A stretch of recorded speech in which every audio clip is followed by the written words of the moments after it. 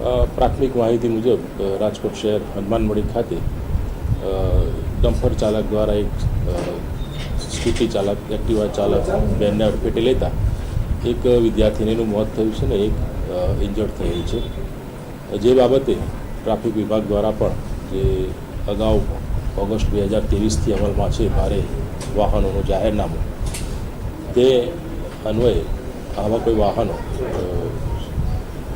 પ્રતિબંધિત સમયમાં રાજકોટ શહેરમાં પ્રવેશે નહીં તે માટેની નમૂનારૂપ કાર્યવાહી ટ્રાફિક શાખા દ્વારા કરવામાં આવે. સાહેબ, શું લાગી રહ્યું છે, કેટલા વાગે અકસ્માત થયો હતો? કારણ કે જાહેરનામું 8 વાગ્યા પછી લોકો પ્રવેશ બંધી છે, છતાં આ જે જાહેરનામું છે એ સવારના 8 થી 2 દરમિયાનનું છે, સાંજે 5 થી 9 દરમિયાનનું છે પ્રવેશની બંધીનું.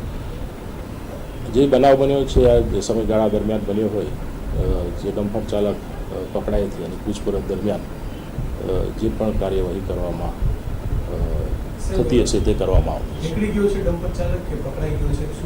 ડમ્પર ચાલક ત્યાંથી ડમ્પર મૂકીને જતો રહેલો હોવાનો ટ્રાફિક. હવે ડ્રાઈવ યોજવામાં આવશે, કારણ કે જે જાહેરનામું છે તેનો અમલ નથી થતો ને આવા દુર્ઘટનાઓ. આપણે કીધું એ પ્રમાણે કે જે આવા પ્રતિબંધિત સમયમાં જે ભારે વાહનો પ્રવેશ કરતા હોય છે એના સામે ટ્રાફિક શાખા દ્વારા નમૂનારૂપ કાર્યવાહી હાથ ધરવામાં આવશે.